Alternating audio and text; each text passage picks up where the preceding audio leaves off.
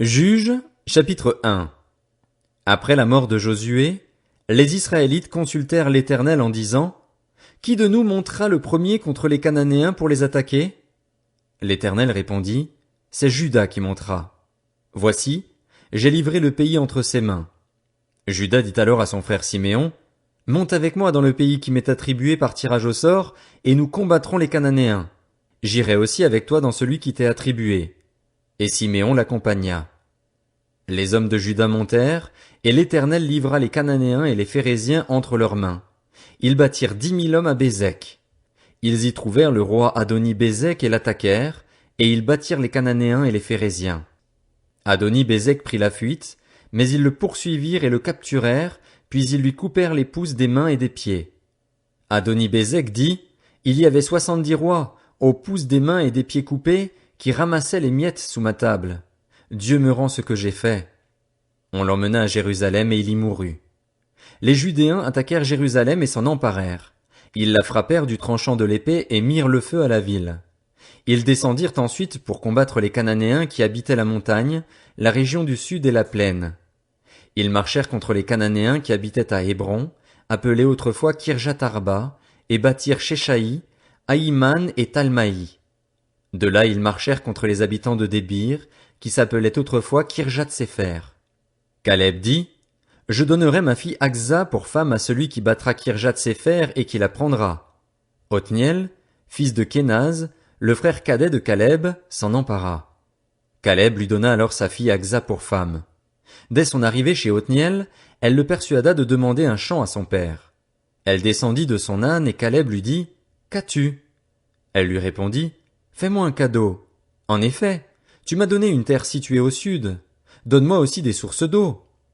Et Caleb lui donna les sources supérieures et les sources inférieures. Les fils du Kénien, du beau-père de Moïse, montèrent avec les Judéens de la ville des palmiers jusque dans le désert de Juda, au sud d'Arad, et ils vinrent habiter parmi le peuple. Juda se mit en marche avec son frère Siméon, et ils battirent les Cananéens qui habitaient à Tséphat. Ils vouèrent la ville à la destruction, et on l'appela Horma. Juda s'empara encore de Gaza, d'Ascalon et d'Écron, chacune avec son territoire. L'Éternel fut avec Juda, qui se rendit maître de la montagne, mais il ne put chasser les habitants de la plaine, parce qu'ils avaient des chars en fer. On donna Hébron à Caleb, comme l'avait dit Moïse, et il en chassa les 3 descendants d'Anak. Les Benjaminites ne chassèrent pas les Jébusiens qui habitaient à Jérusalem, et ceux-ci ont habité jusqu'à aujourd'hui dans Jérusalem avec les Benjaminites. La famille de Joseph monta aussi contre Béthel, et l'Éternel fut avec eux. La famille de Joseph fit explorer Béthel, qui s'appelait autrefois Luz. Les guetteurs virent un homme sortir de la ville et lui dirent: Montre-nous par où nous pourrons entrer dans la ville et nous te ferons grâce. Il leur montra par où ils pourraient entrer dans la ville. Ils frappèrent alors la ville du tranchant de l'épée, mais ils laissèrent partir cet homme et toute sa famille. Cet homme se rendit dans le pays des Hittites. Il y construisit une ville et l'appela Luz, nom qu'elle a porté jusqu'à aujourd'hui. Manassé ne chassa pas les habitants de Beth-Shean, Tanak, Dor, Gibléam, Megiddo et des villes qui en dépendaient. Les Cananéens voulurent rester dans ce pays. Lorsqu'Israël fut assez fort, il soumit les Cananéens à des corvées, mais il ne les chassa pas. Éphraïm ne chassa pas les Cananéens qui habitaient à Gézer, et ceux-ci habitèrent au milieu d'Éphraïm à Gézer. Zabulon ne chassa pas les habitants de Kitron ni ceux de Nahalol. Les Cananéens habitèrent au milieu de Zabulon, mais ils furent soumis à des corvées. Azer ne chassa pas les habitants d'Akko, ni ceux de Sidon, d'Ashlal, d'Akzib, de Helba, d'Afik et de Rehob. Les Azérites habitèrent au milieu des Cananéens qui étaient installés dans le pays, car ils ne les chassèrent pas. Nephtali ne chassa pas les habitants de Beth-Shemesh, ni ceux de Beth-Anath. Il habita au milieu des Cananéens qui étaient installés dans le pays, mais les habitants de Beth-Shemesh et de Beth-Anath furent soumis à des corvées. Les Amoréens repoussèrent les Danites dans la montagne, ils ne les laissèrent pas descendre dans la plaine. Les Amoréens voulurent rester à Ar-Hérès, à Ajalon et à Shaalbim, mais la famille de Joseph domina sur eux et ils furent soumis à des corvées. Le territoire des Amoréens partait de la montée d'Akrabim, de Séla, et couvrait le territoire situé au-dessus. Juges, chapitre 2. Un envoyé de l'Éternel monta de Gilgal à Bokim et dit: Je vous ai fait sortir d'Égypte et je vous ai amené dans le pays que j'avais juré à vos ancêtres de vous donner. J'ai dit, jamais je ne romprai mon alliance avec vous. Quant à vous, vous ne conclurez pas d'alliance avec les habitants de ce pays, vous démolirez leurs autels. Mais vous ne m'avez pas obéi. Pourquoi avez-vous fait cela? J'ai dit alors, je ne chasserai pas les habitants de ce pays devant vous. Au contraire, ils resteront à vos côtés et leurs dieux seront un piège pour vous. Lorsque l'envoyé de l'Éternel eut dit ces paroles à tous les Israélites, le peuple se mit à pleurer tout haut. Ils appelèrent cet endroit Bokim et ils y offrirent des sacrifices à l'Éternel. Josué renvoya le peuple, et les Israélites se rendirent chacun dans le territoire qu'il avait reçu en héritage pour prendre possession du pays. Le peuple servit l'Éternel pendant toute la vie de Josué et pendant toute la vie des anciens qui lui survécurent et qui avaient vu toutes les grandes choses que l'Éternel avait faites en faveur d'Israël. Josué, fils de Nun, serviteur de l'Éternel, mourut à l'âge de 110 ans. On l'ensevelit dans le territoire qui lui avait été attribué, à Timnath-Hérès, dans la région montagneuse d'Éphraïm, au nord du mont Gaash. Toute cette génération alla rejoindre ses ancêtres, et après elle surgit une autre génération qui ne connaissait pas l'Éternel ni ce qu'il avait fait en faveur d'Israël. Les Israélites firent alors ce qui déplaît à l'Éternel et servirent les Baals. Ils abandonnèrent l'Éternel, le Dieu de leurs ancêtres, celui qui les avait fait sortir d'Égypte, et ils suivirent d'autres dieux pris parmi les dieux des peuples qui les entouraient. Ils se prosternèrent devant eux et irritèrent ainsi l'Éternel. Ils abandonnèrent l'Éternel et servirent Baal et les Astartés. La colère de l'Éternel s'enflamma contre Israël. Il les livra entre les mains de pillards qui les dépouillèrent, il les vendit aux ennemis qui les environnaient, de sorte qu'ils ne purent plus résister à leurs ennemis. Partout où ils allaient, la main de l'Éternel était contre eux pour leur faire du mal, comme l'Éternel l'avait dit, comme l'Éternel le leur avait juré. Ils se trouvèrent ainsi dans une grande détresse. L'Éternel fit surgir des juges afin qu'ils les délivrent de ceux qui les dépouillaient. Mais ils n'écoutèrent même pas leurs juges, car ils se prostituèrent à d'autres dieux en se prosternant devant eux. Ils se détournèrent bien vite de la voie qu'avaient suivie leurs ancêtres, et ils n'obéirent pas comme eux au commandement de l'Éternel. Lorsque l'Éternel faisait surgir pour eux des juges, il était avec le juge et les délivrait de leurs ennemis pendant toute la vie du juge.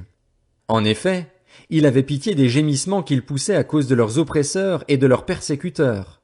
Mais, à la mort du juge, ils se corrompaient de nouveau plus que leurs ancêtres en suivant d'autres dieux pour les servir et se prosterner devant eux.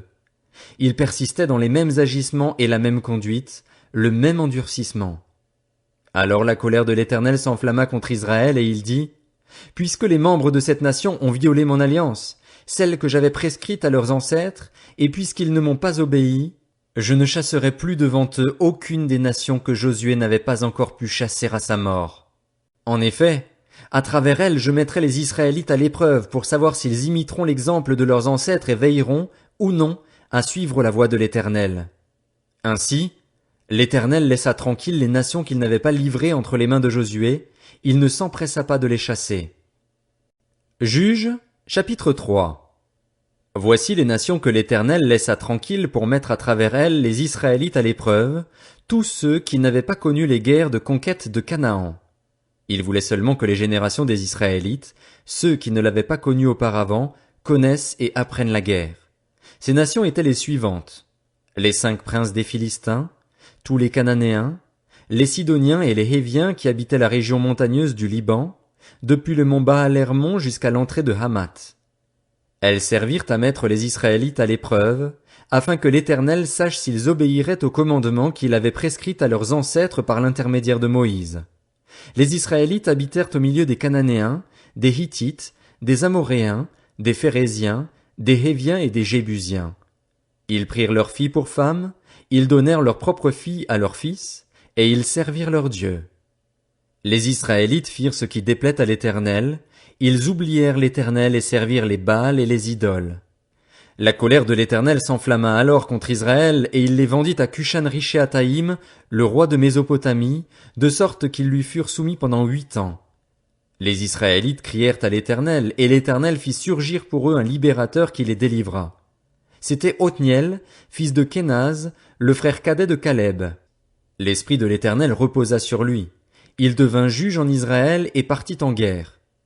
L'Éternel livra entre ses mains Cushan-Rishéataïm, le roi de Mésopotamie, et il exerça une puissante domination sur Cushan-Rishéataïm. Le pays fut en paix pendant 40 ans. Puis Othniel, fils de Kénaz, mourut. Les Israélites firent encore ce qui déplaît à l'Éternel, et l'Éternel donna de la force à Églon, le roi de Moab, contre Israël. Cela arriva parce qu'ils avaient fait ce qui déplaît à l'Éternel. Églon rallia les Ammonites et les Amalécites et se mit en marche. Il battit Israël et ils s'emparèrent de la ville des palmiers. Les Israélites furent pendant 18 ans soumis à Églon, le roi de Moab. Les Israélites crièrent à l'Éternel, et l'Éternel fit surgir pour eux un libérateur. C'était Éhud, fils de Guéra, un benjaminite qui était gaucher. Les Israélites envoyèrent par son intermédiaire un cadeau à Églon, le roi de Moab. Éhud se fabriqua une épée à 2 tranchants, longue de 50 centimètres, et il la mit à sa ceinture sous ses vêtements, le long de sa cuisse droite. Il offrit le cadeau à Églon, roi de Moab. Or Églon était un homme très gros. Lorsqu'il eut fini d'offrir le cadeau, Éhud renvoya les gens qui l'avaient apporté. Il revint lui-même sur ses pas, depuis les statues qui se trouvaient près de Gilgal, et il dit, « Roi, j'ai un message secret à te dire. » Le roi réclama du calme, et tous ceux qui étaient à ses côtés sortirent. Éhud s'approcha de lui alors qu'il était assis seul dans sa chambre d'été et dit, « J'ai un message de Dieu pour toi. » Églon se leva de son siège. Alors Éhud avança la main gauche, tira l'épée de son côté droit et la lui enfonça dans le ventre. La poignée elle-même pénétra après la lame et la graisse se referma autour de la lame. En effet, il ne retira pas l'épée du ventre d'Églon. Puis il sortit par derrière. Éhud sortit donc par le portique, ferma sur lui les portes de la chambre à l'étage et tira le verrou. Quand il fut sorti, les serviteurs du roi vinrent regarder. Les portes de la chambre étaient verrouillées. Ils se dirent, le roi fait sans doute ses besoins dans la chambre d'été. Ils attendirent longtemps. Comme le roi n'ouvrait toujours pas les portes de la chambre, ils prirent la clé et l'ouvrirent. Leur maître était mort, étendu par terre. Pendant qu'ils prenaient ainsi du retard, Éhud s'était enfui, avait dépassé les statues et se sauvait à Séhira. Dès son arrivée, il sonna de la trompette dans la région montagneuse d'Éphraïm. Les Israélites descendirent avec lui de la montagne et il se mit à leur tête. Il leur dit, « Suivez-moi, car l'Éternel a livré les Moabites, vos ennemis, entre vos mains. » Ils descendirent à sa suite, s'emparèrent des gués du Jourdain qui se trouvent en face de Moab et n'y laissèrent passer personne. Ils battirent à cette occasion environ 10 000 Moabites, tous robustes, tous vaillants. Il n'y eut aucun rescapé. Ce jour-là, Moab subit la domination d'Israël, et le pays fut en paix pendant 80 ans. Après Éhud, il y eut Shamgar, fils d'Anath. Il battit 600 Philistins avec un aiguillon à bœuf. Lui aussi fut un libérateur d'Israël.